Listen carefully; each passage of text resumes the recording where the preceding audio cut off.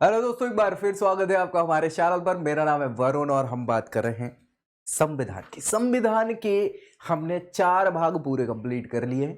5वां भाग हमने संघ को स्टार्ट किया था, जिसमें हमने राष्ट्रपति महोदय के बारे में डिस्कशन कर लिया, उपराष्ट्रपति महोदय के बारे में बात कर लिया। अब बारी किसकी है? मंत्रिपरिषद की। तो मंत्रिपरिषद बहुत इंपॉर्टेंट है। क्यों है? क्योंकि यही सलाहकारी स्ट्रक्चर है, सलाहकारी बॉडी है जो राष्ट्रपति महोदय को सलाह मशवरा देने के लिए बनाई गई। इसके हेड होते हैं कौन?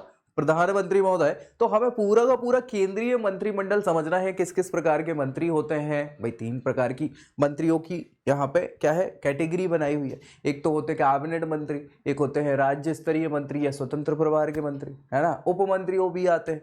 तो कैसे क्या वो पूरा स्ट्रक्चर है, सारी चीजों को हम यहाँ डिस्कस करने वाले हैं। सबसे पहले तो वीडियो को पूरा आपको देखना है, ताकि क्या हो कि पूरा कॉन्सेप्ट आपका ये मंत्रिपरिषद से रिलेटेड एक एक चीज क्लियर हो जाए। दूसरी चीज दोस्तों में शेयर भी करना है, ताकि उनका भला हो जाए, और चैनल सब्सक्राइब करना है। क्यों? हर एग्जाम का जीएस पूरा हम यहाँ इसी चैनल पर कवर करने वाले हैं, तो आपको हर प्रकार की चीजें यहाँ पे मिल जाएंगी जीएस से रिलेटेड। तो पूरी तैयारी हो जाएगी। और क्या ही है, लोगों को डर तो जीएस में ही लगता है ना।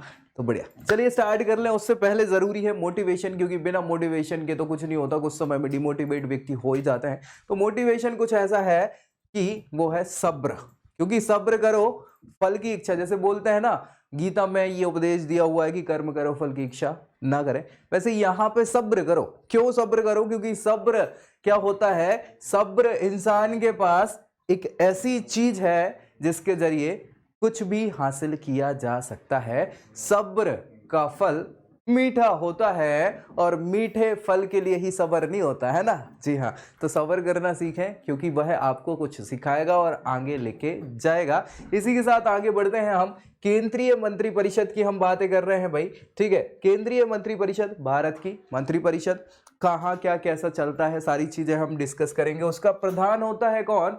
प्रधानमंत्री। हेड जो होता है मंत्रिपरिषद का, प्रधानमंत्री होता है। और भैया भारत के सारे प्रधानमंत्रियों के बारे में आप सभी जानते ही हैं। ये आप देख पा रहे होंगे यहाँ पे, पहले प्रधानमंत्री महोदय से लेके अभी वर्तमान प्रधानमंत्री तक सारे प्रधानमंत्री यहाँ आप देख पा रहे होंगे। सबसे पहले और सबसे ज्यादा कार्यकाल वाले प्रधानमंत्री महोदय कौन? पंडित जी, पंडित जवाहरलाल नेहरू। उसके बाद दूसरे हमारे प्रधानमंत्री महोदय कौन रहे थे? लाल बहादुर शास्त्री जी, फिर इंदिरा गांधी जी। इसके बाद मुरारजी देसाई, चौधरी चरण सिंह, राजीव गांधी साहब, बीपी सिंह साहब, विश्वनाथ प्रताप सिंह, चंद्रशेखर राव साहब, पीवी नरसिंह राव साहब, अटल बिहारी वाजपेयी और एचडी देवगौड़ा। भैया आई के गुजराल साहब, इंद्र कुमार गुजराल, मनमोहन सिंह को आप सभी जानते हैं। और अभी वर्तमान हमारे प्रधानमंत्री कौन है? मोदी जी। हाँ जी, बिल्कुल वही है। तो ये सारे के सारे क्या है, मंत्रिपरिषद के हेड रह चुके हैं, क्योंकि मंत्रिपरिषद का हेड ही प्रधानमंत्री कहलाता है। तो कैसे क्या सारी चीजें होती हैं, उस पर हम सब पे डिस्कस करने वाले एक एक पे। चलिए बने रहिए हमारे साथ, और वीडियो पसंद आए तो इसको लाइक जरूर करना है। अब देखो भैया, लोकतांत्रिक राजनीतिक व्यवस्था, इस व्यवस्था के नागरिक क्या करते हैं? ये नागरिक ही हैं जो मतदाता होते हैं, मतदान करते हैं या निर्वाचन में क्या करते हैं? सक्रिय भूमिका निभाते हैं। निर्वाचक गण ये कहलाते हैं। फिर भैया उससे जो निर्वाचन होके आते हैं या निर्वाचित होके पहुंचते हैं, व्यवस्थापिका। व्यवस्थापिका मतलब एग्जीक्यूटिव बॉडी की बात चल रही है जहां पे। और फिर भैया यहां पर दल क्या है? कोई सत्तारूढ़ दल जो होता है, जो बहुमत प्राप्त करता है, वही यहां पे क्या होगा? उसकी सरकार बनेगी। और उसकी सरकार बनने के बाद क्या है, उनमें से कुछ लोगों को मंत्रिमंडल में सम्मिलित किया जाएगा। कितने लोगों को क्या है, वो हम सारी चीजें डिस्कस करेंगे। और इन सब का प्रधान कौन होता है भैया? प्रधानमंत्री महोदय। तो सबकी शक्ति फाइनली प्रधानमंत्री के पास है। शक्तिमान कौन है यहाँ पे? प्रधानमंत्री महोदय। ये आप देख पा रहे होंगे, संवैधानिक व्यवस्था के माध्यम से ये व्यवस्था बताई हुई है, और यहाँ पे दल के माध्यम से ये व्यवस्था है। तो भी कुल मिला के प्रधानमंत्री महोदय सबसे ऊंची पोस्ट पे है। सबसे ज्यादा शक्ति किसके पास है? क्योंकि ये डायरेक्टली चुने गए हैं, बहुमत इनको प्राप्त हुआ है, और लोगों का जनमत इनके साथ है कि नहीं? सो इनके पास सारी की सारी पावर हो जाती है। यहाँ भारतीय संविधान के हिसाब से सबसे बड़ा पद है प्रधानमंत्री का। कैसे क्या सारी चीजें होंगी उस पर हम डिस्कस करेंगे। तो देखो भाई साहब, सबसे पहले संविधान के हिसाब से मंत्रिपरिषद के गठन की बात करी हुई है, जो कि संविधान के अनुच्छेद 74 में करी हुई, 74 में। 74 के पहले सब क्लॉज में बताया है कि राष्ट्रपति की सहायता करने और उनको सलाह देने के लिए, किसको? राष्ट्रपति महोदय, चूंकि हेड तो कॉन्स्टिट्यूशनली कौन है? हेड वही है, राष्ट्रपति महोदय है। तो अब राष्ट्रपति महोदय अकेले तो कुछ नहीं करेंगे, उनको सलाह मशवरा भी चाहिए रहेगी, सपोर्ट भी चाहिए रहेगा। तो इसके लिए क्या किया गया है? 74वें संविधान 74वें आर्टिकल में क्या है ये बताया है कि राष्ट्रपति महोदय को सलाह मशवरा देने, उनकी सहायता करने के लिए एक मंत्री परिषद होगा। क्या होगा? एक मंत्री परिषद होगा। अब एक मंत्री परिषद में बहुत सारे मंत्रियों का समूह होता है ना, उसको मंत्री परिषद कहते हैं। तो जिसका प्रमुख कौन होगा? प्रधानमंत्री होगा। ये भी यही बता दिया, प्रधानमंत्री हेड होगा। किसका हेड होगा? मंत्री परिषद का हेड प्रधानमंत्री होगा। राष्ट्रपति इस मंत्री परिषद की सलाह के अनुसार ही अपने कार्यों का निष्पादन करेंगे। वो सारे के सारे जो भी कार्य करने वाले हैं वो सलाह मशवरा किनसे करेंगे? मंत्री परिषद से, उनके हेड से, और सारी चीजें। ठीक है, जो इनको मंत्री परिषद बोलेगा उसी के हिसाब से इनको काम करना होगा, ये लिखा है इसमें। ठीक है, ये अपनी मर्जी से काम नहीं करेंगे राष्ट्रपति महोदय। ठीक भैया, इस प्रकार वास्तविक कार्यकारी शक्ति किसके पास है? वास्तविक कार्यकारी शक्ति मंत्री परिषद के पास है, क्योंकि राष्ट्रपति को कौन बोलेगा? मंत्री परिषद ही बोलेगा, है ना। सलाह मशवरा वही देंगे, काम हाँ कौन करेगा? राष्ट्रपति महोदय करेंगे। और कार्य करने का वास्तविक काम कौन कर रहे? मंत्री परिषद कर रहे हैं। इसका प्रमुख कौन होता है? प्रधानमंत्री प्रमुख होता है। यानी कि वास्तविक रूप से चलती किसकी है? किसकी चलती है? प्रधानमंत्री महोदय की चलती है। ठीक है, चलिए अब यहाँ पे हम डिस्कस करेंगे प्रधानमंत्री महोदय के बारे में। देखो एक छोटी सी चीज आपको समझा देता हूं। देखो,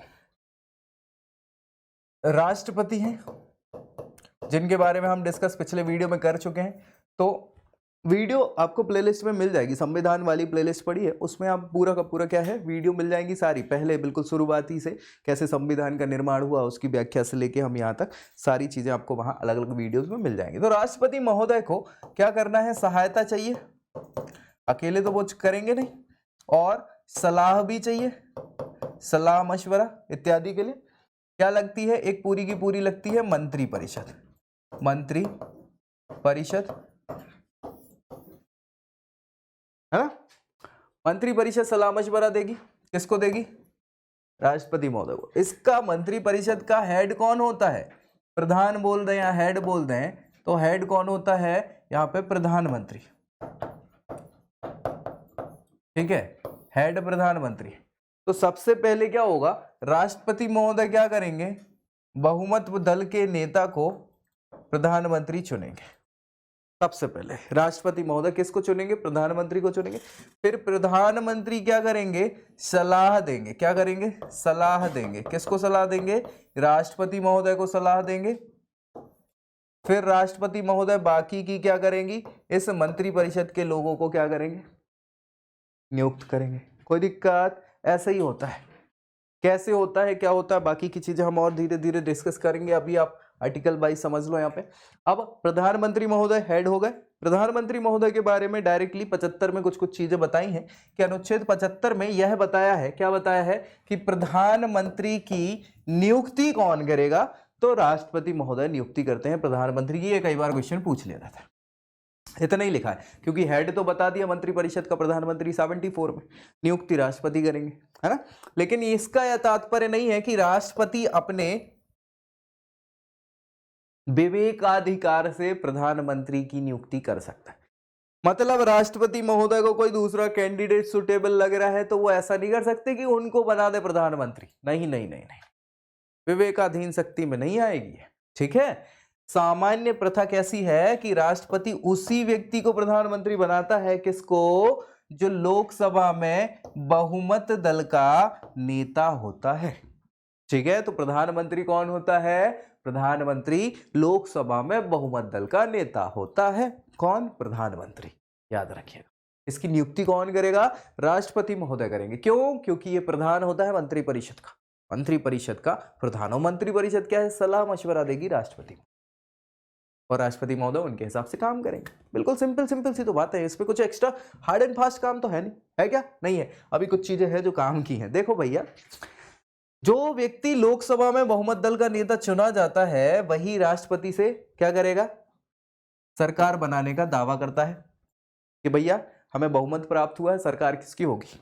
हमारी। क्यों? क्योंकि भैया जनमत हमको मिला है, हम लोग जो हैं पॉपुलर हैं सरकार में, ये लोग चाह रहे हैं कि सरकार हमारी बने। तो भाई सच्चाई है, अगर बहुमत मिल गया है तो मैक्सिमम लोग आपको ही चुनना चाह रहे हैं कि आप ही देश चलाइए, तो वो सरकार बनाते हैं। ठीक है, इसके बाद उस व्यक्ति विशेष को, जो नेता है उस दल का, उसको प्रधानमंत्री के पद पर नियुक्त कर दिया जाता है राष्ट्रपति के द्वारा। अब जैसे ये प्रधानमंत्री महोदय बन गए, तो फिर प्रधानमंत्री महोदय सलाह देंगे कि इन इन व्यक्तियों को क्या करना है, मंत्री परिषद में रखिए आप। तो नियुक्ति तो राष्ट्रपति ही करेंगे, लेकिन सलाह कौन दे रहा है?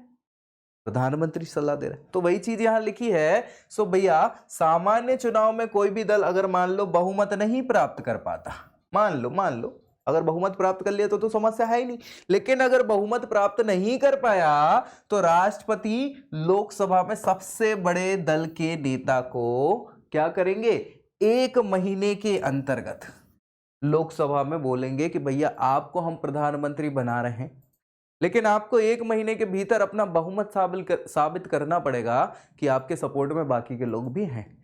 अगर वो नहीं कर पाते तो उन्हें हटा दिया जाएगा, और कर लेते तो वो प्रधानमंत्री बन जाएंगे। ठीक है, सो ताकि प्रधानमंत्री उनको बनाया जा सके। ये क्या है कि यार गतिरोध दूर हो। बार बार मान लो अब चुनाव हुए, लोकसभा के चुनाव पूरे भारत भर में होते हैं, 545 पहले थे, 543 सीटों पे चुनाव होते हैं। 543 सीटों पे चुनाव करवाए जा रहे हैं पूरे भारत भर में, अरबों रुपए लगते हैं इसके चुनाव की प्रक्रिया। और इस चुनाव में मान लीजिए किसी को बहुमत नहीं मिला तो यार वो पैसा भी बर्बाद, समय भी बर्बाद, फिर से चुनाव करवाएंगे क्या? करवाएंगे। कोशिश तो ये रहती कि ना करना पड़े। क्यों? क्योंकि यार खर्चा बहुत हो जाता है। तो कोशिश करते हैं कि 2 बड़े बड़े दल हैं, इनमें से भी किसी कोई को तो बहुमत नहीं मिला, लेकिन कोई तो बड़ा दल होगा, इसको ज्यादा वोट मिले होंगे, ज्यादा सीटें मिली होंगी, उस व्यक्ति से बात करके बोला जाए कि भैया आपको बना दे रहे हैं, क्या आप सपोर्ट कर पाओगे, इन सारे लोगों से सपोर्ट ले पाओगे, बाकी लोगों से बहुमत आप साबित कर पाओगे? वो कहेंगे हाँ कर लेंगे, बिल्कुल हमें बनाओ, प्रधानमंत्री बनो। तो लेकिन इसमें क्या है, स्टेबिलिटी नहीं रहती सरकार की। कई बार जो आपको सपोर्ट कर रहे हैं वो लोग क्या करते हैं, वो सपोर्ट हटा भी देते हैं, तो फिर वो अस्थिर सरकार बनती है, जिससे क्या है कि तरक्की नहीं हो पाती, ना सरकार टिक पाती ना कुछ। तो वो एट द एंड होता यही है कि अगर माहौल सही नहीं हुआ तो फिर से चुनाव होंगे, लेकिन वो कुछ समय के लिए तो चुनाव टाले जा सकते हैं। ये सारी चीजें यहाँ पे हैं सारी। ठीक है, जैसे एक बार हो चुका है 1979 में, 1979 में उस समय नीलम संजीव रेड्डी साहब जो थे वो राष्ट्रपति महोदय थे। नीलम संजीव रेड्डी ये ऐसे राष्ट्रपति महोदय थे जो बिल्कुल कैसे निर्विरोध चुने गए थे। इनके अपोजिशन में कोई कैंडिडेट ही खड़ा नहीं हुआ था। ऐसे पहले राष्ट्रपति थे जो निर्विरोध हुए थे। इन्होंने प्रयोग किया, किसके लिए प्रयोग किया? चौधरी चरण सिंह के लिए। हमने अभी देखी थी ना, वो पूरी फोटोज देखी थी, उसमें चौधरी चरण सिंह आपको मिले थे प्रधानमंत्री के तौर पे। हाँ, तो प्रधानमंत्री के तौर पे चौधरी चरण सिंह को इन्होंने नियुक्त कर दिया। कब की बात है? 79 में, जब प्रधानमंत्री को अपने कार्यकाल के दौरान अचानक निधन हो जाता है, तब भी एक नया प्रधानमंत्री नियुक्त किया जाता है। नया किसी को तो बनाएंगे प्रधानमंत्री। तो भी क्या है, 1984 में जैसे इंदिरा गांधी महोदय की हत्या कर दी गई थी, तो उस समय राष्ट्रपति जो थे ज्ञानी जेल सिंह साहब थे। उन्होंने उनके पुत्र राजीव गांधी को क्या कर दिया था? प्रधानमंत्री नियुक्त कर दिया था। तो ये कई बार विवेकाधीन शक्तियों पे भी आ जाता है कि कौन बेटर काम कर सकता है। ठीक है, तो यहाँ ये अधिकार भी राष्ट्रपति महोदय को प्रदान किए गए हैं। अब यहाँ पे फैसलों की अगर बात करें प्रधानमंत्री की नियुक्ति से संबंधित, तो दिल्ली हाईकोर्ट जो है उन्होंने 1980 में एक फैसला दिया था। उन्होंने बोला कि व्यक्ति को उचित अवधि के भीतर लोकसभा में बहुमत साबित करने के लिए प्रधानमंत्री के रूप में नियुक्त किया जा सकता है। मान लो अगर कहीं बहुमत नहीं मिल पा रहा किसी एक पार्टी को, तो जो सबसे बड़ी पार्टी है उसके व्यक्ति को, जिसको ज्यादा सीटें मिली हैं, उसको आप प्रधानमंत्री बना दीजिए और उनको समय दीजिए। ऐसा नहीं कि तुरंत कल बोलो कि कल आपको बहुमत साबित करना, नहीं, 1 महीने का समय तो दीजिए एटलीस्ट। तो ये दिल्ली हाई कोर्ट ने बोला था 1980 में। सुप्रीम कोर्ट ने 1997 में एक उन्होंने फैसला दिया। उनने बोला कि संसद के किसी भी गैर सदस्य को भी प्रधानमंत्री के रूप में नियुक्त किया जा सकता है। हाँ, किसी भी व्यक्ति विशेष को प्रधानमंत्री के रूप में क्या किया जा सकता है, नियुक्त किया जा सकता है, जो सदस्य ही नहीं है संसद का, लेकिन वैसा व्यक्ति अधिकतम 6 महीने के लिए, ठीक है, 6 महीने के लिए ही ऐसा कर सकता है। 6 महीने के भीतर उसको क्या करना होगा, संसद के किसी भी एक सदन में, चाहे वो लोकसभा हो या राज्यसभा, वहां पर क्या करना होगा, उसको सदस्य बनना अनिवार्य होगा। तो ये फैसला सुप्रीम कोर्ट ने 1997 में दिया कि गैर सदस्य को भी प्रधानमंत्री बनाया जा सकता है। प्रधानमंत्री की शपथ की क्या है बात, तो शपथ कौन दिलाएगा, इनकी शपथ का उल्लेख जो है भारतीय संविधान की 3री अनुसूची में बताया गया है। और ये शपथ दिलाएंगे कौन, राष्ट्रपति महोदय।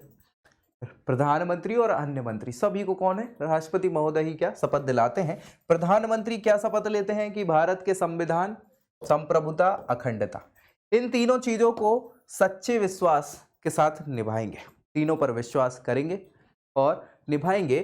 पद की गोपनीयता की शपथ भी लेते हैं कि भैया हमें जो बहुत सारे कार्य, देखो यार हर चीज जो है भारत के नागरिकों को नहीं पता होती है ना। आप इस पद पे हैं कि आपको एक एक छोटी बड़ी चीजों का ज्ञान होता है, हो सकता है कुछ कूटनीतिक राजनीतिक रूप से बहुत सारी चीजें हैं जो हर व्यक्ति को बता दें तो अनस्टेबिलिटी बढ़ जाए, तो हर चीज नहीं बताई जा सकती हर किसी को, लेकिन आप उस पद पे हैं जो जरूरी है आपके लिए, तो बहुत सारी गोपनीय चीजें होती हैं जो आपको पता रहती हैं, तो वो पद की गोपनीयता की भी शपथ ली जाती है कि हर किसी को नहीं हम बता देंगे कि ठीक है। तो वो सारी चीजें हैं जिससे भाई किसी भी मामले को प्रत्यक्ष या अप्रत्यक्ष, परोक्ष रूप से बोलते हैं, प्रकट नहीं करते, है ना, ऐसी शपथ ली जाती है। कोई दिक्कत, ये शपथ है, शपथ कौन दिलाएगा, राष्ट्रपति महोदय दिलाएंगे। प्रधानमंत्री के कार्यालय की बात करें, कार्यकाल की बात करें, तो भैया कब तक रहेंगे ये, वैसे तो अगर बात करी जाए चूंकि लोकसभा के सदस्य होते हैं और लोकसभा का कार्यकाल 5 सालों का होता है, अब 5 सालों का कार्यकाल होता है तो प्रधानमंत्री महोदय का कार्यकाल भी क्या होगा, 5 वर्षों का होगा। लेकिन लेकिन लेकिन ये बीच में भी भंग किया जा सकता है तो ये पोस्ट हट जाती है, समझ रहे हो, लेकिन 5 साल से ज्यादा नहीं बढ़ सकता। हाँ हाँ, आपातकाल की स्थिति में लोकसभा के कार्यकाल को 1 साल के लिए बढ़ाया जा सकता है, तो ऐसी स्थिति में भी आप 1 साल के लिए बढ़ सकते हैं, ठीक है। और फिर हाँ, रूल्स एंड रेगुलेशंस के साथ धीरे धीरे धीरे वो 1-1 साल के लिए बढ़ाया जा सकता है। स्थितियां जैसे ही सही हों, आपात की स्थिति, वैसे ही फिर चुनाव होते हैं, तो वो अलग स्थिति है आपात की स्थिति। वैसे जनरली 5 साल का कार्यकाल माना जाता है ना। इनका कोई निश्चित कार्यकाल तो होता नहीं, क्योंकि हमें नहीं पता स्टेबिलिटी है अनस्टेबिलिटी है क्या है, लेकिन हम लोकसभा के प्रोस्पेक्ट के हिसाब से, ठीक है। राष्ट्रपति के प्रसाद पर्यंत पद पर बने रहते हैं, राष्ट्रपति के प्रसाद पर्यंत ये पद पर बने रहते हैं, और जब तक कि उनको बहुमत प्राप्त है कहाँ, लोकसभा में। कोई दिक्कत कहीं भी। वैसे हम बात करें तो समझ रहा हो ना, 5 साल किस हिसाब से अपन ले रहे हैं, लोकसभा के वो सदस्य होंगे और लोकसभा का कार्यकाल 5 साल का होता है, तो वो सदस्य भी 5 साल के रहेंगे, है ना। और अगर वो बहुमत दल के नेता हैं और वहां पर बहुमत इनको बना रहता है तो 5 सालों तक कार्यकाल होगा, क्योंकि जब तक चुनाव ना, फिर बीच में भी हटाया जा सकता है, ऐसी कोई समस्या है नहीं। प्रधानमंत्री को राष्ट्रपति तभी बर्खास्त किया जा सकता है जब वह विश्वास मत नहीं पा पाते या इनको लोकसभा में बहुमत कम हो जाता है, विश्वास खो देती है ये सरकार, किससे, लोकसभा में, तब भी राष्ट्रपति इनको हटा सकते हैं, इनको और मंत्रिपरिषद को, तो सभी हटती है ना। चले आगे बात करें क्या क्या इनकी पात्रताएं होनी चाहिए प्रधानमंत्री बनने के लिए, क्वालिफिकेशन। तो भाई कोई ऐसी स्पेशल क्वालिफिकेशन नहीं है, सच्चाई तो यही है, लोकसभा के सदस्य आप बनोगे तो लोकसभा वाली क्वालिफिकेशन आपकी होनी चाहिए, ठीक है। भारत के नागरिक हों, ये तो सबसे इंपॉर्टेंट क्वालिफिकेशन होती है प्रधानमंत्री के लिए या किसी भी पद के लिए। भारत का कोई भी बड़ा पद है, सरकारी पद है, उसमें हम ये निश्चित करते हैं, सुनिश्चित करते हैं कि व्यक्ति भारतीय ही हो, विदेशी व्यक्तियों से हम भरोसा नहीं करते। क्यों, एक बार कर लिया था अपन, फिर उनने, अंग्रेजों ने क्या किया, पूरे भारत पे शासन करा, तो हम अब नहीं देते ये। दूसरा, शपथ लेते के समय राज्यसभा या लोकसभा का इनको किसी एक का सदस्य, दोनों का नहीं, किसी एक का सदस्य होना चाहिए। और जरूरी नहीं है, क्योंकि अब भी हमने बात करी कि गैर सदस्य भी प्रधानमंत्री बन सकता है, तो अगर मान लीजिए वो गैर सदस्य, ना लोकसभा के हैं ना राज्यसभा के सदस्य हैं, तो ऐसी कंडीशन में उनको 6 महीने के भीतर किसी एक सदन का सदस्य होना अनिवार्य है, ठीक है। राज्यसभा के सदस्य हैं तो उनकी न्यूनतम आयु कितनी होनी चाहिए? 30 वर्ष की होनी चाहिए, जो राज्यसभा के प्रावधान है। और अगर वो लोकसभा के सदस्य हैं तो उनकी मिनिमम आयु 25 साल की होनी चाहिए, जो लोकसभा की मिनिमम क्वालिफिकेशन है।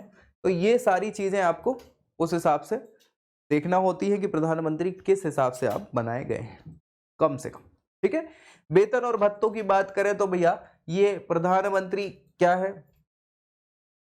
क्या है? सांसद ही है ना, लोकसभा के हो चाहे राज्यसभा के हो, है तो वहीं से चुने हुए व्यक्ति ना। तो भैया सांसद के हिसाब से पैसा मिलेगा, कोई प्रधानमंत्री का एक्स्ट्रा पैसा नहीं होता है। ठीक है, संसद समान सदस्यों के समान ही इनको वेतन और भत्ते मिलते हैं। बस बस बस कुछ स्पेशलिटी हो जाती है। प्रधानमंत्री को 1,25,000 रुपये वेतन के रूप में मिलता है। मुफ्त आवास, यात्रा, चिकित्सा, टेलीफोन, ये सारी सुविधाएं प्राप्त कराई जाती हैं। भत्ते के रूप में प्रधानमंत्री को निर्वाचन क्षेत्र, आकस्मिक खर्च, अन्य खर्च, डीए, टीए, ये सारी चीजें दी जाती हैं। ठीक है, कोई दिक्कत? बहुत बढ़िया। तो प्रधानमंत्री की शक्तियां और कार्य, शक्तियां और कार्य मतलब क्या क्या कार्य है इनकी, क्या क्या इनको पावर्स दी गई हैं, क्योंकि ये हेड है भैया, है ना। चलिए, तो राष्ट्रपति महोदय को ये सलाह देते हैं, सबसे बड़ा काम। क्यों? क्योंकि भैया मंत्रिपरिषद तो सलाह के लिए बनाई जा रही ना, तो राष्ट्रपति को ये सलाह देने का कार्य करेंगे प्रधानमंत्री। राष्ट्रपति को मंत्रिपरिषद और अन्य अधिकारी, महत्वपूर्ण अधिकारी, जैसे भारत के नियंत्रक और महालेखा परीक्षक, कैग जिनको कहा जाता है, यूपीएससी के अध्यक्ष, चुनाव आयुक्त, ये सारे बड़े बड़े और अलग अलग जो आयोग है उनके अध्यक्ष और उनसे संबंधित सदस्य, इन सभी को नियुक्ति पर सलाह देंगे। इसके अलावा विभागों के आवंटन की बात भी राष्ट्रपति को बोलेंगे। प्रधानमंत्री मंत्रिपरिषद के विभागों का क्या है? आवंटन, बंटवारा करने का कार्य भी, इसमें फेरबदल करने का काम भी, मंत्री को हटा देना, नया मंत्री ले आना, ये सारे कार्य कर सकते हैं, ये अधिकार है इनका। मंत्रिपरिषद और राष्ट्रपति के बीच में क्या करना? संचार माध्यम के रूप में कार्य करना, यानी कि ये मीडिएटर हैं मंत्रिपरिषद और राष्ट्रपति के।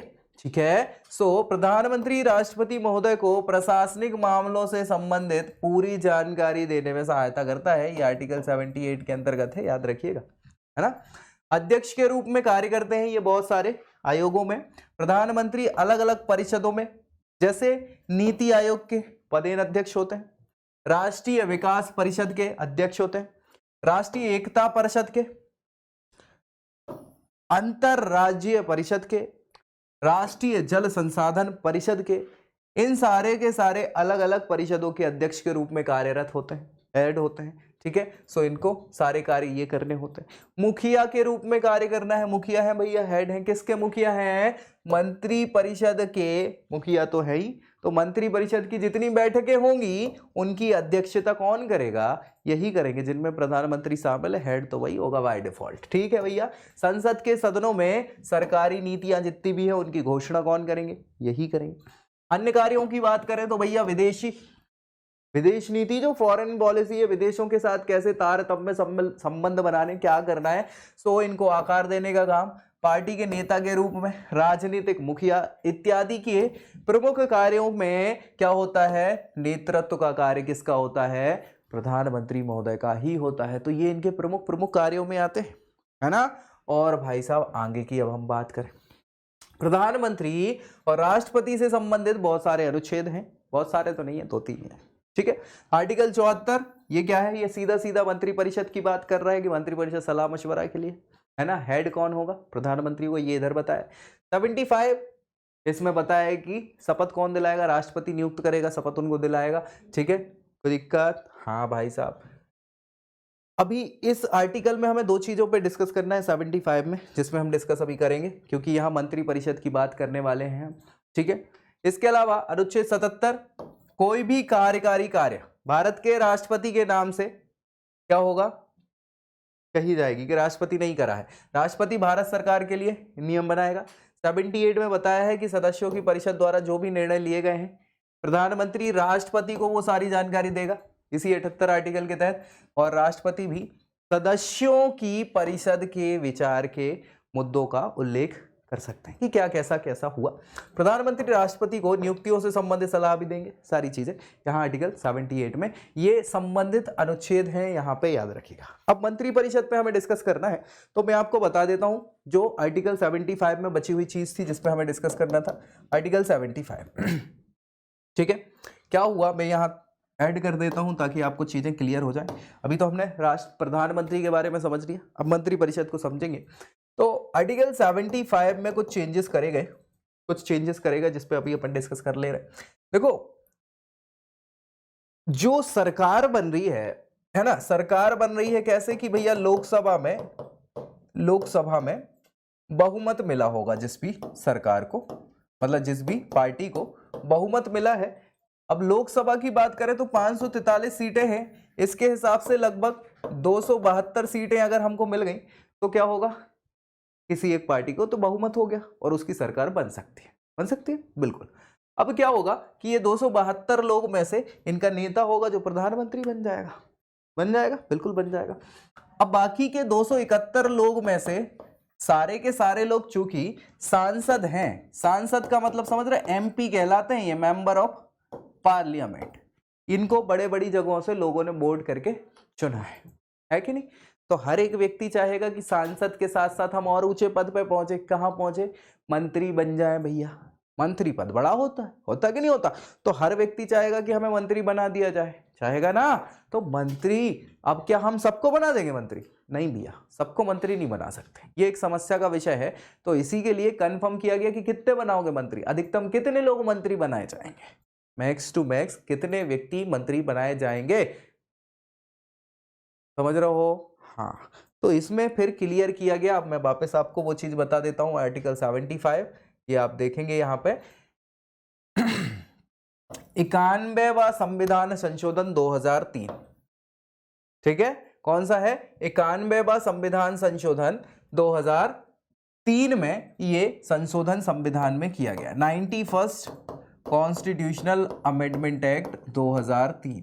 और इस संशोधन में बताया गया कि जितनी भी लोकसभा की सदस्य संख्या है, मैक्सिमम सदस्य संख्या, अधिकतम सदस्य संख्या किसकी, लोकसभा की, उस लोकसभा की अधिकतम सदस्य संख्या के 15% लोगों को ही आप अधिक से अधिक क्या कर सकते हो, मंत्री बना सकते हो। ये बहुत इंपॉर्टेंट चीज है, ये सीधा क्वेश्चन पूछ लिया जाता है कि लोकसभा मतलब जो मंत्री बनते हैं, मंत्री अधिकतम कितने लोग बन सकते हैं, तो अधिकतम 15% लोग ही मंत्री बनाए जा सकते हैं सदन में, जितनी मैक्सिमम संख्या है उसका। याद रखिए जितनी अभी है, कल को मान लो बढ़ जाए तो उसका भी 15% ही बताया है, ठीक है। अभी सदस्य संख्या कितनी है, हमने देखा कि 543 है सदस्य संख्या, तो 543 सदस्य संख्या के हिसाब से इंटू 15% है ना, 15% ऐसे ही करते हैं, इसके हिसाब से कुछ आ जाएगा आपका 81.45।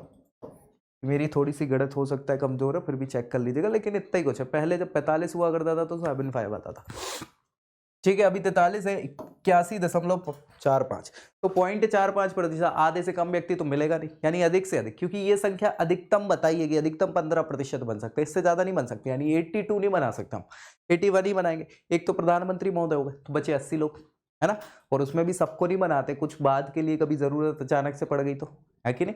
तो मैक्सिमम आपके 80 क्या बन जाते हैं, मंत्री बनाए जा सकते हैं। समझ में आ गई चीज, बहुत बढ़िया। अब वापस आ जाओ, ये मंत्रिपरिषद है। मंत्रिपरिषद में मंत्री 3 प्रकार के होते हैं, मंत्रिपरिषद में मंत्री 3 प्रकार के होते हैं। ये पूछ लिया जाता है कि कैबिनेट मंत्री, ये सबसे बड़ा मंत्री है, इसके पास विभाग होता है, पूरा का पूरा विभाग का प्रमुख है।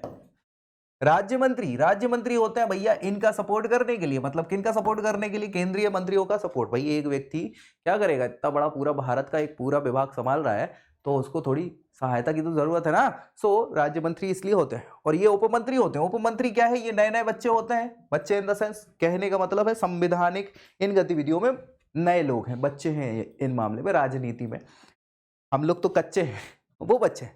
उनको सिखाना है, बढ़ाना है ताकि वो भविष्य अच्छा कर सके। तो सिखाने के लिए उपमंत्री बनाए जाते हैं। कुछ नए नए जितने भी निर्वाचित लोग हैं उनमें कुछ ऐसा लगता है कि इनको आगे बढ़ाया जाना चाहिए, तो इन लोगों को सिखाने के लिए क्या किया जाता है, उपमंत्री बना दिया जाता है। ठीक है, अब बाकी हम और डिटेल में पढ़ रहे हैं, डोंट वरी। ये 3 श्रेणियां मंत्रियों की होती हैं, याद रखिएगा। इनमें राज्य मंत्री जो हैं कई बार स्वतंत्र प्रभार के भी बनते हैं।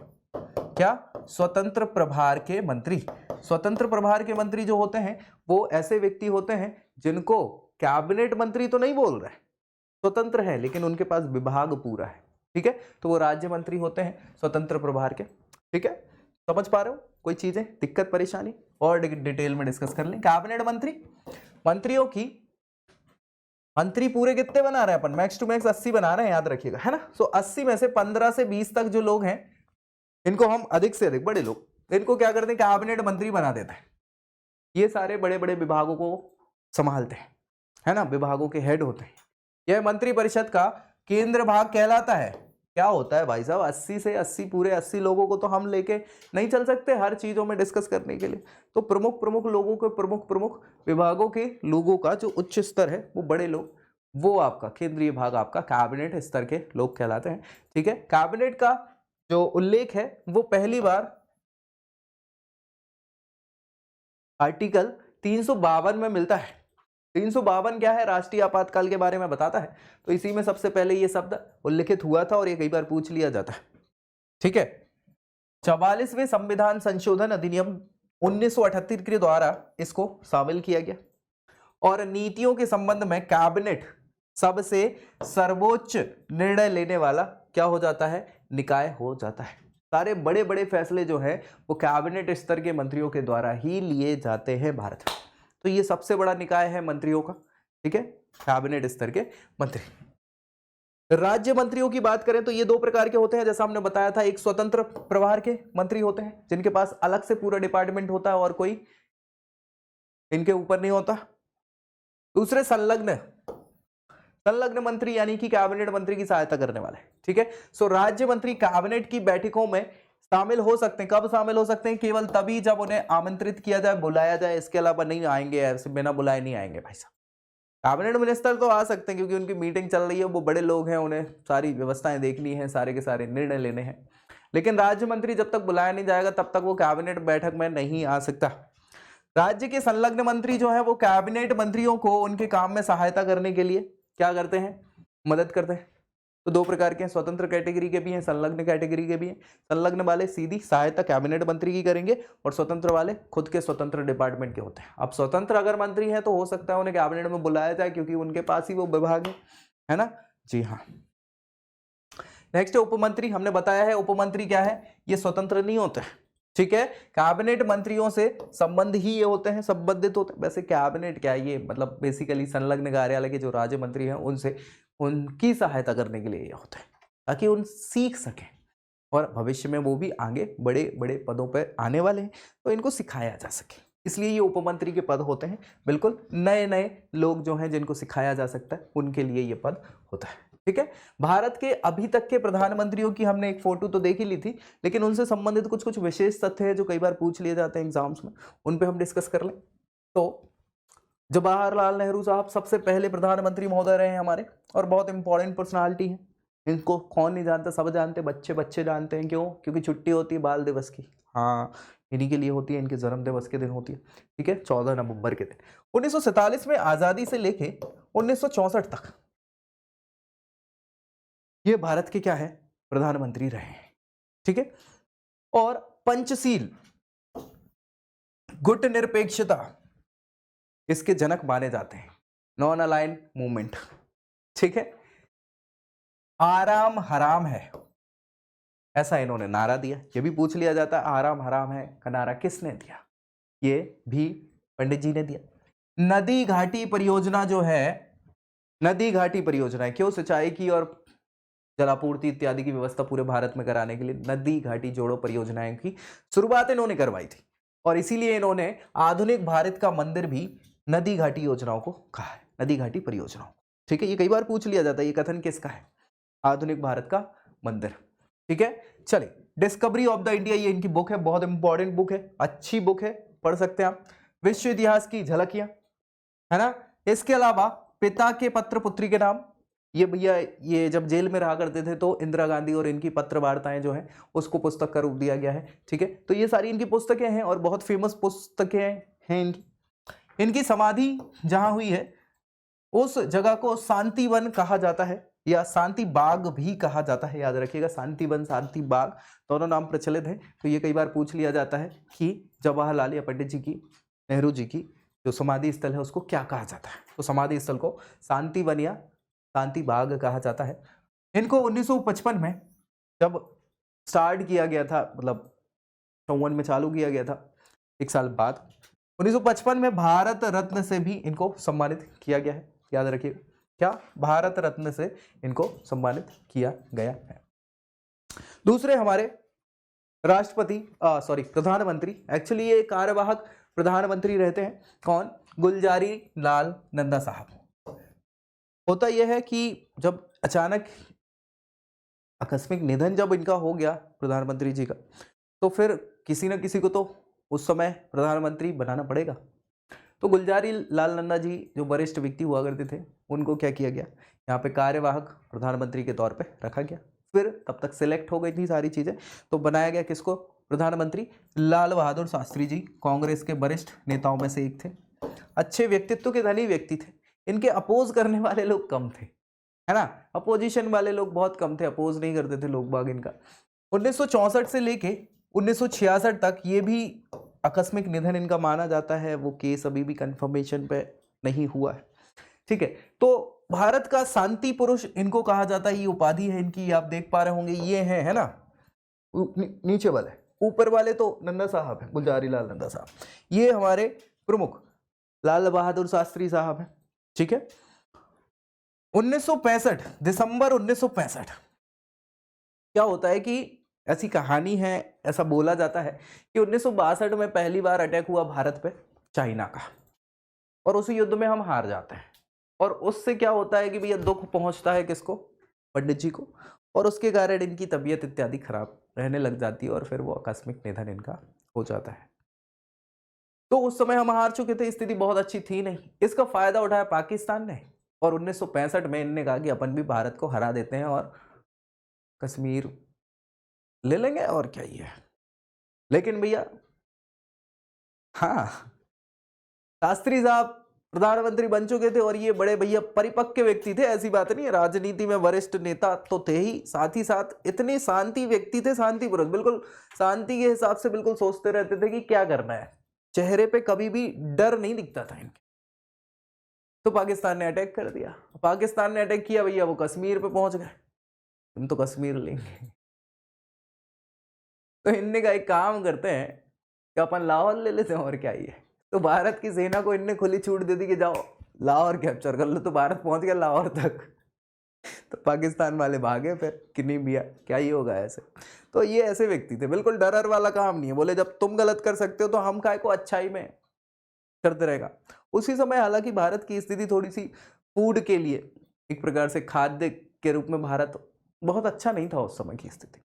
तो इन्होंने जय जवान, क्योंकि जवानों ने भारत को बचाया, है ना, और जय किसान, किसानों ने अनाज के उत्पादन की बात करी, तो ये नारा दिया था जय जवान जय किसान।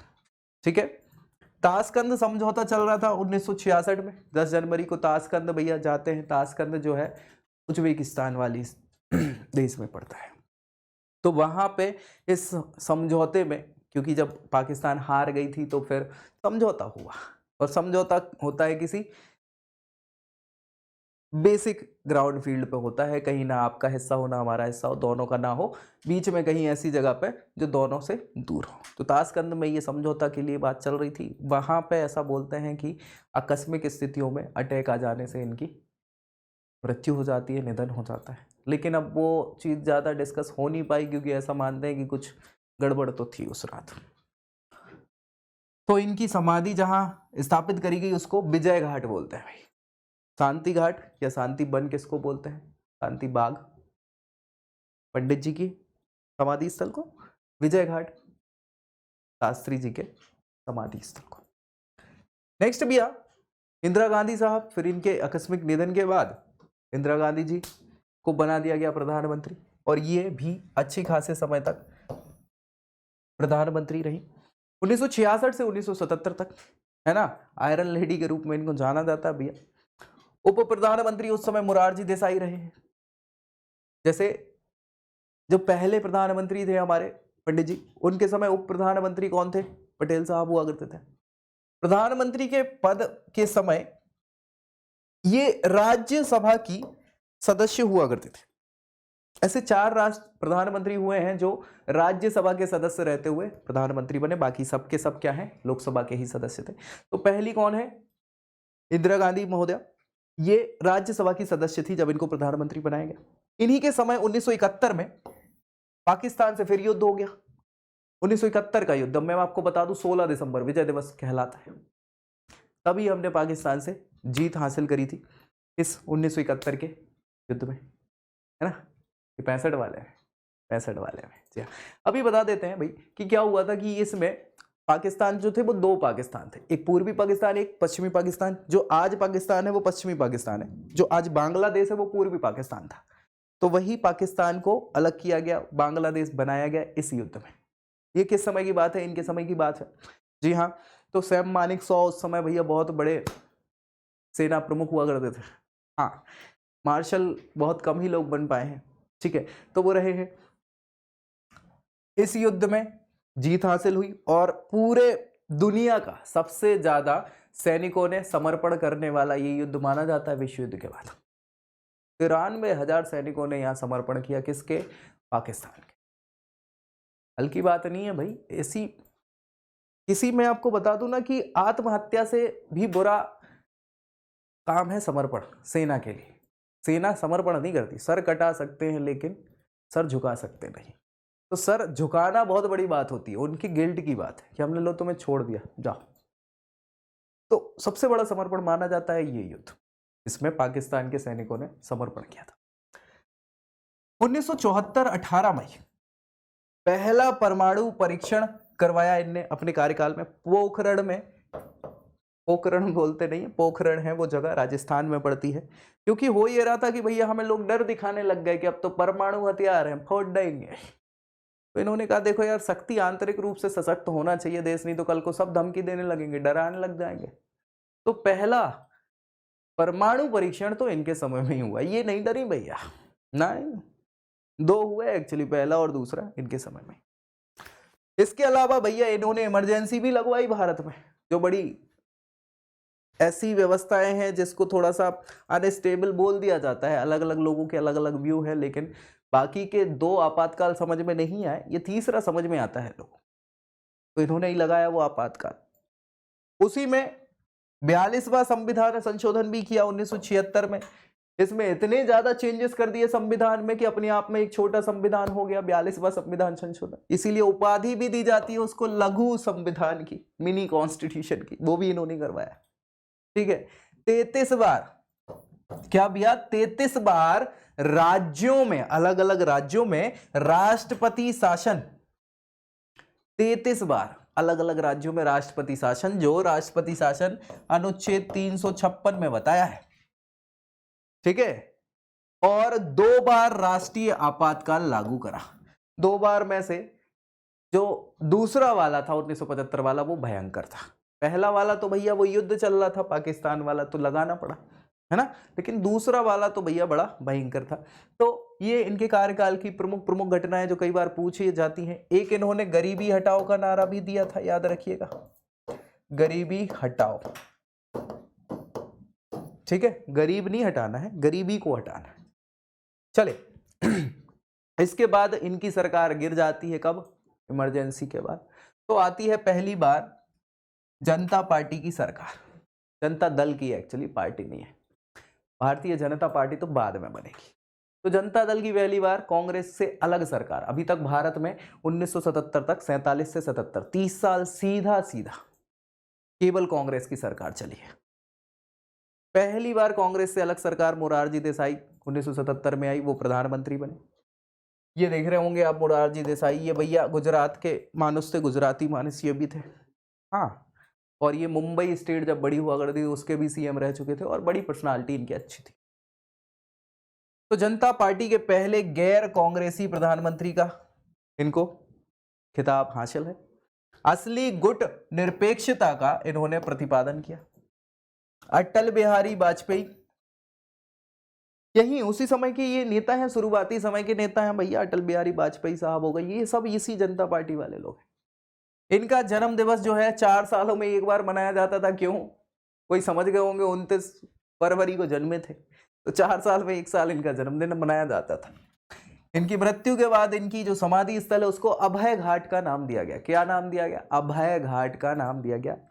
इनकी सरकार में 2 उप प्रधानमंत्री बने थे, एक तो भैया जगजीवन राम साहब, दूसरे चौधरी चरण सिंह।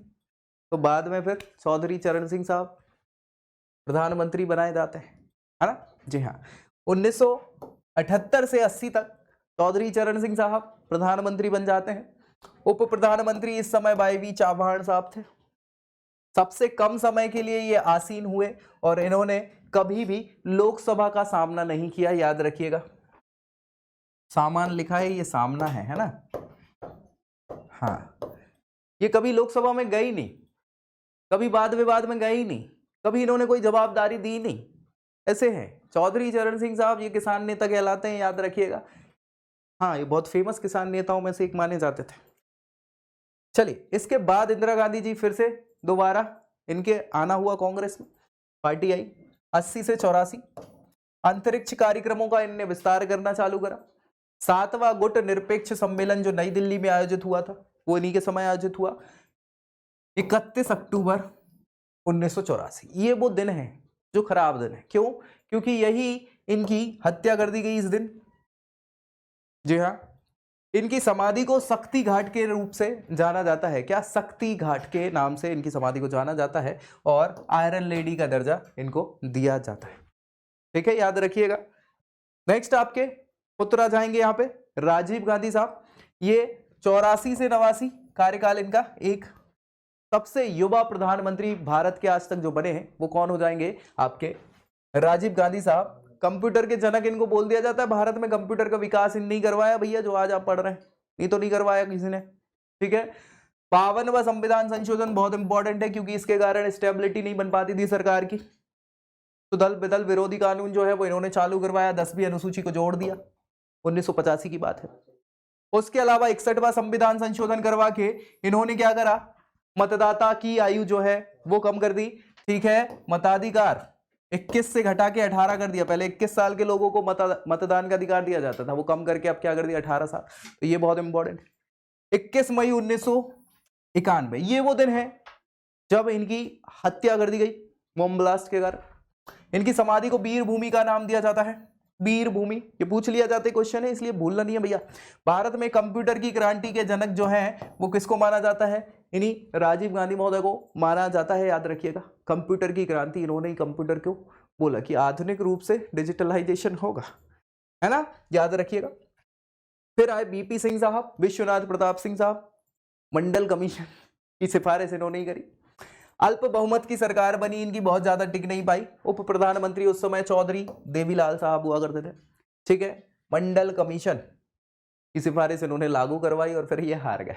ठीक है, चंद्रशेखर सिंह साहब 1991 में भी उप प्रधानमंत्री चौधरी देवीलाल रहे थे, और उप प्रधानमंत्री क्रम की संख्या में 8 और व्यक्ति 7 है।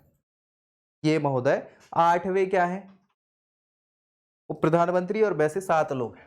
ठीक है, उप प्रधानमंत्री, क्योंकि ये 2 बार रहे।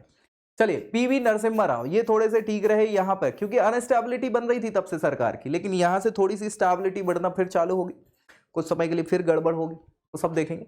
तो पीवी नरसिम्हा राव है ना? नरसिम्हा राव 1991 से 96 अच्छा शासन रहा। भारत की स्थिति बहुत खराब थी इस समय, और चेंजेस की जरूरत थी, आर्थिक रूप से तो एक्चुअली जरूरत थी। तो लुक ईस्ट पॉलिसी, क्या? लुक ईस्ट पॉलिसी, पूर्व की ओर देखो की पॉलिसी अप्लाई। एलपीजी, है ना? लिबरलाइजेशन, प्राइवेटाइजेशन, ग्लोबलाइजेशन, ये इन्होंने निजीकरण, उदारीकरण और वैश्वीकरण की नीति अपनाई। इसके कारण भारत आर्थिक रूप से थोड़ा सा खुल पाया और प्रगति बढ़ी। नव पंचशील का इन्होंने सिद्धांत दिया, और ये नरसिम्हा राव है, इनके भी विरोधी कम हुआ करते थे। देखो यार, चला वही व्यक्ति है जिनके विरोधी कम हो, याद रखिएगा। आपके विरोधी इतने मत बना लो कि आपको परेशान ही करते रहे। है ना। तो बिना विरोध वाले व्यक्ति ज्यादा टिकते हैं। अटल बिहारी वाजपेयी साहब ऐसे व्यक्ति हैं, 3-3 बार वो क्या बने हैं, प्रधानमंत्री बने हैं, 3-3 बार। सबसे पहले कुछ समय के लिए, सबसे छोटे कार्यकाल के लिए 1996 में मात्र 13 दिनों का कार्यकाल रहा है अटल बिहारी वाजपेयी साहब का, सबसे कम कार्यकाल, याद रखिएगा 13 दिन की सरकार रही। फिर बन गया एच डी देवगौड़ा साहब 1996 से 97, ठीक है। फरक्का नदी जल समझौता 1996 बांग्लादेश में इन्होंने करवाया। आई के गुजराल साहब 97 से 98, इन्हें गुजराल सिद्धांत दिया, जो क्या है, पड़ोसी देशों के समन्वय से रिलेटेड सिद्धांत है, ये एच डी देवगौड़ा साहब है। और ये आप देखेंगे इंद्र कुमार गुजराल साहब है, आई के गुजराल इनको बोला जाता है। याद रखिए ये दोनों भी राज्यसभा के सदस्य हुआ करते थे, जब ये प्रधानमंत्री बनाए गए थे राज्यसभा के सदस्य हुआ करते थे, इसीलिए ये भी याद रखना। एक इंदिरा गांधी महोदया थी, जी हाँ। अटल बिहारी वाजपेयी फिर आए 1998 से 99, है ना। 11 से 13 मई, 11 और 13 मई 1998 दूसरा और तीसरा 2 पोखरण इन्होंने क्या करवाए, परमाणु। हाँ, ये पूरी की पूरी तैयार इन्होंने करी परमाणु परीक्षण करने का। शुरुआत तो किसने कर दिया था, आयरन लेडी ने, है ना। लेकिन इन्होंने 2 परमाणु परीक्षण और करे पोखरण में, और भारत को परमाणु रूप से क्या है, शक्तिशाली देश बना दिया, जी हाँ। फरवरी 1999 इन्होंने लाहौर घोषणा पत्र जारी किया और एक बस चलाई गई दिल्ली से लाहौर की, याद रखिएगा। 1999 में फिर क्या हो गया भैया, कारगिल वॉर हुआ, कारगिल का युद्ध, विजय दिवस, है ना, ऑपरेशन विजय यहां चलाया गया, ठीक है, अभी आने ही वाला है। फिर भैया अटल बिहारी वाजपेयी, ये पहली बार पूरी सरकार इन्होंने करी 1999 से 2004, ये पूरा कार्यकाल करा। ये पूरा कार्यकाल यहां भी नहीं था, वहां तो 13 दिन की सरकार बनी थी, सबसे छोटा कार्यकाल माना जाता है, ठीक है। फिर ये दूसरा कार्यकाल थोड़ा सा रहा, और ये तीसरा तो फिर पूरा रहा। आगरा शिखर वार्ता पाकिस्तान के साथ इन्होंने करी। 13 दिसंबर 2001 भारत की संसद पर अटैक किया गया, आतंकी हमला हुआ, वो तो याद ही रहेगा सबको, है ना, जी हाँ। इसीलिए तो आप देखोगे ये 13 दिसंबर, है ना। डॉक्टर मनमोहन सिंह, ये भैया 2 बार प्रधानमंत्री चुने गए, बहुत अच्छे प्रधानमंत्री रहे हैं ये, याद रखिएगा, बहुत इंपॉर्टेंट रहे हैं। जो एलपीजी का कार्यक्रम हुआ था, एलपीजी समझ पा रहे हैं, जो 1991 में जब पीवी नरसिम्हा राव की सरकार थी, उस समय वित्त मंत्री कौन हुआ करते थे, मनमोहन सिंह हुआ करते थे। इन्हीं की नीति थी एलपीजी की नीति, और अगर वो नीति नहीं होती तो भारत उस समय तक वित्तीय रूप से ऐसा अस्थिर हो चुका था कि वित्तीय आपातकाल लगाने की ओर अग्रसर था। तो इन्होंने काम बहुत अच्छा किया, बहुत बड़े अर्थशास्त्री रहे हैं, याद रखिएगा। 2005 में पाकिस्तान के साथ इन्होंने क्रिकेट कूटनीति स्टार्ट करी। 2006 में इन्होंने मनरेगा चालू करवाया, ये दुनिया की सबसे बड़ी रोजगार गारंटी योजना है मनरेगा, जिसको मतलब एक्चुअली ये नरेगा थी उस समय तक, जिसको एमजी नरेगा कर दिया गया महात्मा गांधी के नाम पर, ठीक है, एमजी नरेगा। 2005 में ये कानून लाया गया था और ये चालू 2006 में फरवरी में करी गई, ठीक है। 12 अक्टूबर 2005 सूचना का अधिकार, राइट टू इंफॉर्मेशन, बहुत इंपॉर्टेंट है। हालांकि ये आरटीआई का कॉन्सेप्ट जो है ये कौन लेके आए, कौन लेके आए, अभी आपके जो बड़े व्यक्ति हैं ना, सीएम साहब, कौन, हाँ वही समझ गए होंगे आप, मफलर मैन, केजरीवाल साहब, ये उनका कॉन्सेप्ट था बेसिकली। लेकिन ठीक है, ये सूचना का अधिकार भी इन्होंने लागू करवाया। अब लोगों को जानने का हक है, आप सरकारी डिपार्टमेंट्स में जाके क्या कर सकते हो, जान सकते हो, जानकारी ले सकते हो कि भैया क्या चल रहा है, ठीक है। तो लोग बताएंगे कि फॉग नहीं, फॉग नहीं, अभी सर्दी चल रही है, ठीक है, एग्जाम्स भी चल रहे हैं। अक्टूबर 2013 खाद्य सुरक्षा अधिनियम, जी हाँ, फूड सिक्योरिटी, है ना, एक्ट। पीडीएस की बात करें तो PDS, public distribution system, buffer stock, ये सारी के सारे कॉन्सेप्ट्स जो हैं वो इनकी सरकार में आए और बड़ा अच्छा काम किया गया। 2008 अमेरिका के साथ इन्होंने क्या किया, 1, 2, 3, ये सैन्य नागरिक समझौता है, हाईटेक समझौता है जो इन्होंने किया अमेरिका के साथ। तो बहुत इंपॉर्टेंट पर्सनालिटी में से रहे हैं। और इसके बाद अभी फिलहाल वर्तमान में कौन है प्रधानमंत्री, यही आप सभी जानते हैं बहुत अच्छे से। 27 मई 2014 से लगातार अभी तक ये प्रधानमंत्री रहे हैं। जन धन योजना इनके समय चालू हुई, ये जन धन योजना भी बहुत बड़ी योजनाओं में से दुनिया की आती है। मुद्रा योजना, अटल पेंशन योजना, जीवन ज्योति सुरक्षा बीमा, make in India. Make in India इसलिए इंपॉर्टेंट है भाई क्योंकि यहां आप भारत को नहीं बना रहे हैं, भारत को आपको बनाना है। समझ पा रहे हैं क्या कहना चाह रहे हैं? यहां जितनी ज्यादा तादाद में, ऐसा भी कहा गया है कि 2015 में शायद कुछ 195 कुछ स्टार्टअप हुआ करते थे, जो अभी 2022 की रिपोर्ट की ताजा रिपोर्ट के हिसाब से 84,000 से ज्यादा स्टार्टअप भारत में हो चुके हैं। दुनिया के किसी भी देश में अगर हम स्टार्टअप के फेल होने का रेशियो देखें तो भारत में सबसे कम रेशियो है, और इतनी तेजी से स्टार्टअप विकसित हो रहे हैं भारत में, तो भारत का विकास हो रहा है। तो मेक इन इंडिया का जो कॉन्सेप्ट है वो इनके द्वारा यहाँ पे लाया गया है। इसके अलावा आदर्श ग्राम योजनाएं, सड़क यातायात सुरक्षा बिल, स्वच्छ भारत अभियान, ये दुनिया का सबसे बड़ा स्वच्छता मिशन माना जाता है, याद रखिएगा। नोटबंदी, जीएसटी। जीएसटी अच्छा काम है, एक देश और एक टैक्स, है ना? जी हाँ। नोटबंदी के मिले जुले परिणाम मिलते हैं। कुछ लोग मानते हैं कि ये सक्सेसफुल नहीं रहा, कुछ लोग मानते हैं कि सक्सेसफुल रहा। तो इस चीज के क्या है कि ये जितनी भी नीतियां होती हैं ये तुरंत समझ में नहीं आती, कुछ समय लगता है। भारत छोटा मोटा तो है नहीं, बड़ा है देश, है ना? तो समय लगता है नीतियों के प्रभाव के लिए कई बार। अब वो अपन इस चीज पे तो बहसबाजी करने वाले हैं नहीं कि ये कौन सी अच्छी थी कौन सी बुरी थी। ये योजनाएं कई बार पूछ ली जाती हैं, इसलिए ये याद रखिए कि किसके समय काल में ये चीजें हुई हैं। ठीक है, बहुत बढ़िया।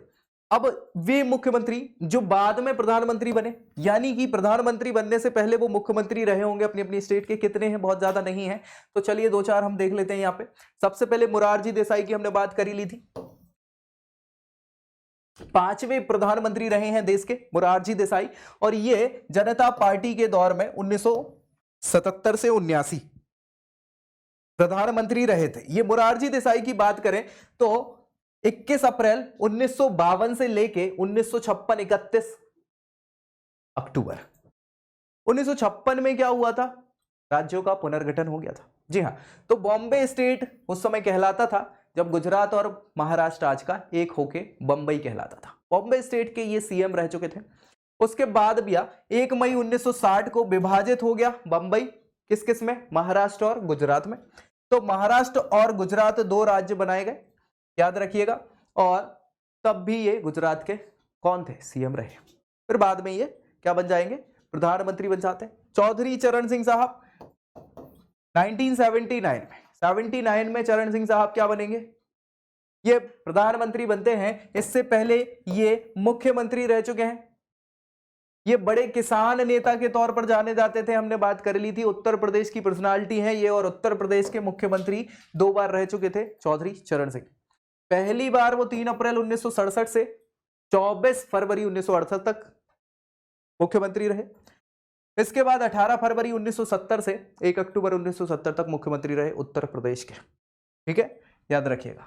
नेक्स्ट है बीपी सिंह विश्वनाथ प्रताप सिंह साहब, 10वें प्रधानमंत्री बने। ये भी उत्तर प्रदेश के सीएम रह चुके थे। 9 जून 1980 को सीएम पद इन्होंने संभाला, 82 तक ये इस पद पे रहे। तो ये रहे। इसके अलावा पीवी नरसिम्हा राव, ये दक्षिण भारत के भैया बहुत ही लोकप्रिय नेताओं में से एक थे, याद रखिएगा। 12वें प्रधानमंत्री नरसिम्हा राव आंध्र प्रदेश के मुख्यमंत्री रह चुके थे। उसके बाद इनको पीएम बनाया गया। 30 सितंबर 1970 से 10 जनवरी 73 तक आंध्र प्रदेश के सीएम पद पर ये आसीत रहे थे।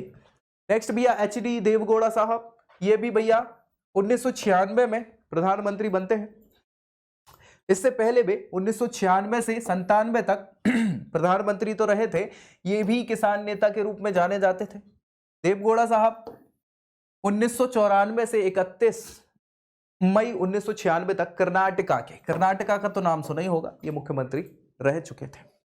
अभी फिलहाल की अगर हम बात करें तो जो मोदी जी हैं वो भी गुजरात के सीएम रह चुके हैं, याद रखिएगा। ठीक है, सबसे लंबा कार्यकाल मुख्यमंत्री का इन्होंने सर्व किया है। 12 साल 227 दिन तक गुजरात के ये मुख्यमंत्री रहे। इसके अलावा 2001 से 2014 तक ये इनका कार्यकाल रहा है अच्छा खासा। पीएम मोदी अभी फिलहाल दूसरे कार्यकाल प्रधानमंत्री के तौर पे कर रहे हैं। 24 में फिर इलेक्शन होंगे, अगर रहा समय तो हो सकता है बन जाए एक बार और सबसे बड़ा कार्यकाल ये कर सकते हैं, लेकिन मुश्किल है, बाकी कह नहीं सकते। ठीक है, अगेन अभी फिलहाल तो वर्तमान में यही सारे के सारे कितने प्रधानमंत्री रहे हैं जो मुख्यमंत्री की भूमिका भी अदा कर चुके थे। मतलब इनको एक्सपीरियंस था, एटलीस्ट छोटी जगह पे तो एक्सपीरियंस था, जिनने फिर अपनी नीतियों को बड़े क्षेत्र में लागू किया। आंतरिक कैबिनेट या किचन कैबिनेट, ये एक नया कॉन्सेप्ट है भैया किचन कैबिनेट का। जैसे हमारी किचन होती है, घर की किचन, किचन में कितने लोग जाते हैं? मम्मी, दीदी, दादी और एक आध दो लोग और रिलेटिव्स आ रहे हैं। तो ये वो लोग, हमने देखा कि कैबिनेट जो मंत्री हैं, कैबिनेट से 15 से 20 लोगों का कैबिनेट बनता है। अब जरूरी नहीं कि हर हम फैसले 15-20 लोगों को बताएं, 5-6 लोगों को भी तो मेन लोगों को चीजें बता सकते हैं, जरूरी नहीं हर किसी को बातें बताएं, है ना, क्योंकि गोपनीयता भी तो होनी चाहिए। तो इसके लिए ये कॉन्सेप्ट आया है, कौन सा? किचन कैबिनेट का कॉन्सेप्ट। इसको आंतरिक कैबिनेट भी कहा जाता है। हालांकि इसमें जरूरी नहीं कि मंत्री ही रहें, इसमें कोई संबंधित सलाहकार व्यक्ति भी हो सकता है जो उस क्षेत्र से संबंधित हो, है ना। तो ये वही चीज है। औपचारिक रूप से ऐसा माना जाए कि कैबिनेट में 15 से 20 अति महत्वपूर्ण मंत्री होते हैं, जिसमें प्रधानमंत्री प्रमुख होता है। इसकी छोटी सी संस्था सर्वोच्च स्तर पर निर्णय लेने के लिए है ये, लेकिन इसके अतिरिक्त व्यवहारिक रूप से इससे भी एक छोटी संस्था है, आंतरिक संस्था, जैसे किचन कैबिनेट कहा जाता है, जो केंद्र बिंदु होती है। इसमें कोई भी मित्र भी हो सकता है, परिवार के सदस्य हो सकते हैं, सलाहकार हो सकता है, कोई प्रमुख पर्सनालिटी हो सकता है, ये और लोग, यानी 15 लोगों से भी कम, 5-7 लोग, 3 लोग, ऐसे लोग होते हैं।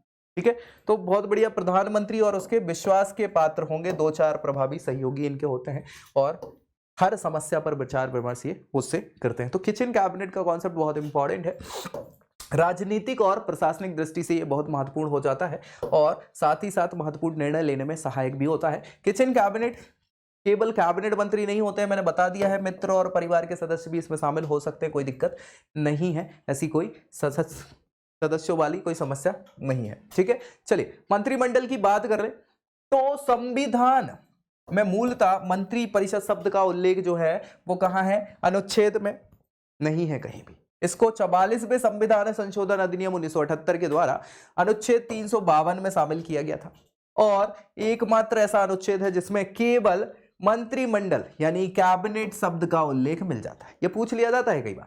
तत्कालीन प्रधानमंत्री मोरारजी देसाई ने यह संविधान संशोधन करवाया था, याद रखिएगा। अब मंत्री परिषद और मंत्रिमंडल ये दोनों अलग अलग शब्द। मंत्री परिषद तो काउंसिल ऑफ मिनिस्टर हो गई, है ना, हो गई कि नहीं हो गई? जी हाँ, काउंसिल ऑफ मिनिस्टर जिसकी हम बात कर रहे थे, बड़े 80 लोग जो होते हैं।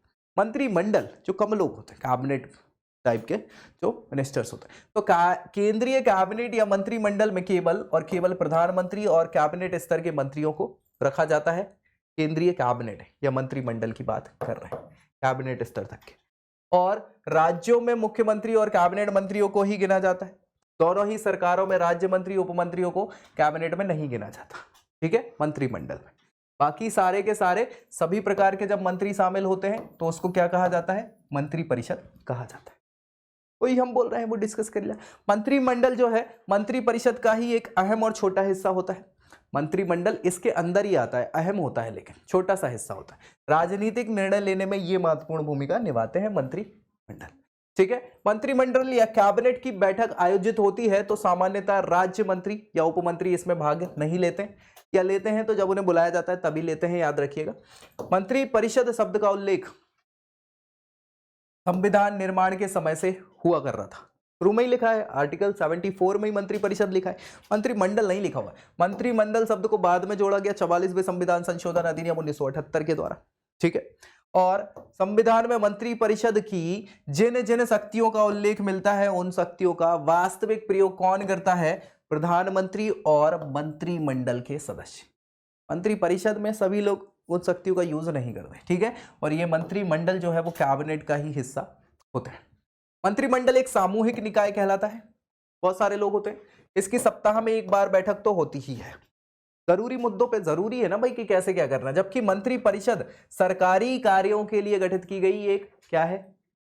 समिति है, जिसकी बैठक आयोजित एक साथ तो नहीं हो पाती भाई, 80 लोग कहां से बैठ जाएंगे। ठीक है, इसका कोई सामूहिक कार्य भी नहीं होता। भारतीय संविधान के अनुच्छेद 75 के तीसरे सब क्लॉज में बताया है कि मंत्री परिषद लोकसभा के प्रति उत्तरदायी होती है। याद रखिएगा, ये क्वेश्चन पूछा जाता है कई बार कि मंत्री परिषद किसके प्रति उत्तरदायी होती है? तो लोकसभा के प्रति सामूहिक रूप से उत्तरदायी होती है। और उत्तरदायित्व के सिद्धांतों में मंत्री परिषद शब्द का उल्लेख है, मंत्रिमंडल का नहीं है। तो मंत्रिमंडल नहीं है, मंत्री परिषद लोकसभा के प्रति उत्तरदायी है, मंत्रिमंडल तो नहीं है।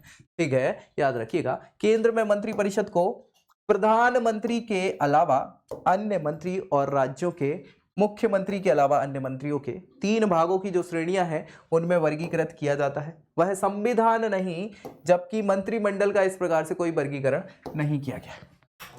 कहना ये चाह रहे हैं कि मंत्री परिषद में तो 3 भाग बताए हैं, लेकिन मंत्रिमंडल जो है छोटी सी टर्म, इसका कोई यहाँ पे वर्गीकरण नहीं किया हुआ है, याद रखिएगा। मंत्रिमंडल के सभी सदस्य आवश्यक रूप से क्या हैं, मंत्री परिषद के सदस्य होते हैं, जी हाँ, लेकिन मंत्री परिषद के सभी सदस्य जो है मंत्रिमंडल के सदस्य नहीं होते। मंत्री परिषद मंत्रिमंडल पे एक बड़ा निकाय होता है, जी हाँ, जिसमें सभी प्रकार के मंत्री होते हैं शामिल, लेकिन मंत्रिमंडल एक छोटा सा निकाय है जिसमें सभी मंत्री नहीं होते, कैबिनेट स्तर के मंत्री ही शामिल होते हैं।